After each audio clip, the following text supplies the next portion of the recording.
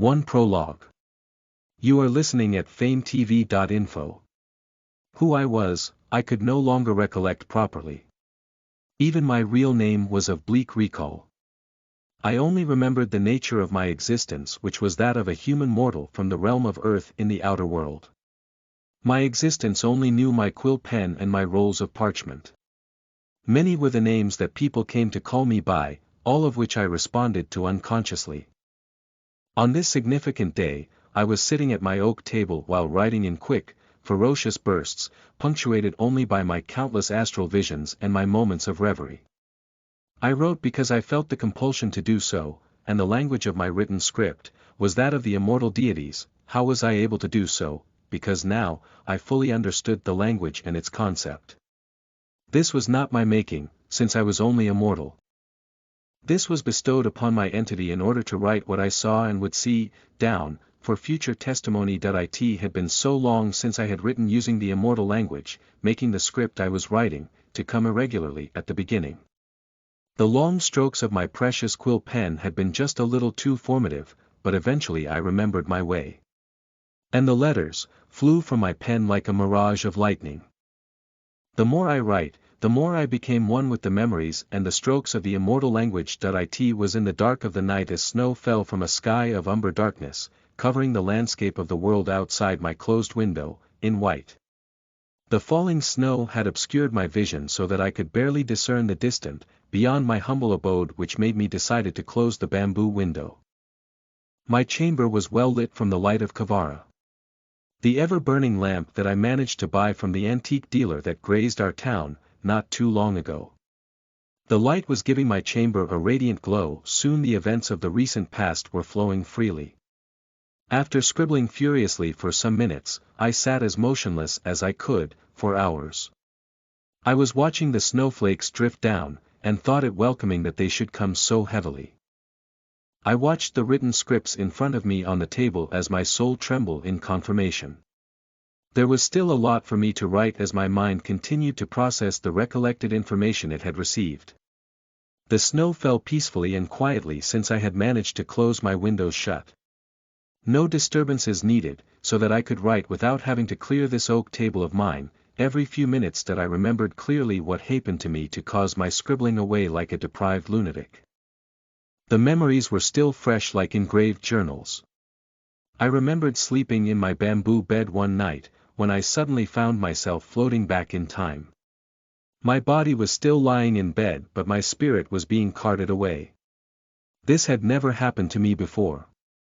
True, I was a scribbler, but I only write accounts that were related to me in the physical sense. But this was in the domain of the spirits. The anticipation of my destination was already making my soul weary and extremely disturbed. Why was I having this spirit experience? This question kept nagging at the back of my mind as I floated back in time. After a moment of eternity, the clouds beneath me parted to reveal a serene landscape. This was a place of lucid moonstones and cloudstones. The massive walls of this place were made from pure sunstones. The gates of ivory were exquisite to behold. The symbols and sigils covering the gates were indication that this place was the ethereal eternal, the infinitum. Fear gripped my soul, as my spirit continued to float and was deposited in front of a giant lucid mirror of rainbow color that was emanating a divine energy. Energy so divine that it made my spirit trembled in fear. The Million Myriads Mirror. Find authorized novels in webnovel faster updates, better experience. Please click www.novelfull.com for visiting. This was a divine artifact that no mortal or deity had ever seen without entering reincarnation. Here my spirit was, standing before the mirror as a mortal spirit. And as far as my memory was concerned, I was still a living mortal at this point in time. Not yet entered the samsara cycle. Then, why was I here, standing in front of the divine mirror? There was only one answer that came to my mind. Taking into consideration my work as a scribbler, I could only be here to bear a witness to a divine occurrence at the least. As I continued to waddle in my thoughts, I heard a voice that sounded too close to my ears, yet sounded very far off. Pay attention to what you see, so you may write them down. They will serve as a reference in the future. I turned to the direction of the voice so I may see who was speaking to me. My spirit nearly exploded from the glimpse of eternal light. I quickly fell on my knees and kowtowed to this formless entity of light. Stand and pay attention. With great difficulty, I stood and continued to stare at the mirror. Appearing before me inside the mirror, was the underworld with no end to its entirety. Worryingly, I tried to turn my head and observe my surroundings to know if I was actually dead and into reincarnation or I was only dreaming. I knew this experience was already too much for a mortal soul to bear, and now to be seeing the underworld. This wasn't something a mortal should be seeing, and definitely not a place where a mortal should be, but I was compelled to observe. Wherever I was, and whatever was happening, this entity that brought me here truly wanted me to be a witness to this event. Remembering the words of the entity, I focused my attention back on the mirror. The underworld unfolded before me. The underworld was truly a magnificent and terrifying world. The glory of the underworld couldn't be explained with words alone. Only by sight could it be observed appreciatively. The underworld had a central palatium under the rule of Lord Hades, the divine, supreme of the underworld. The underworld was divided into 3 realms, Abaddon, Abyss and Tartarus. Each of these realms was under the rule of a sovereign, the world sovereign. Each realm had numerous dominions, with each dominion under the rulership of a king, the Doma, king. A ruler was compelled to name his house according to the region of his or her rule. Lord Hades was of the house of Underworld. The scene before me shifted and displayed the realm of Tartarus. The realm of dungeons. This was the realm where the evil souls with extreme karmic sins were imprisoned, including the dangerous and dreadful titans. As I was indulging myself in its reverie, I was shown a massive dome house. The symbol and sigil in front of the house was a clear indication, the House of Tartarus. The House of Tartarus was located high on a very tall mountain that looked dark and enchanting. The Obsidian House. The home of Lord Hargovan, the world sovereign of the Tartarus realm.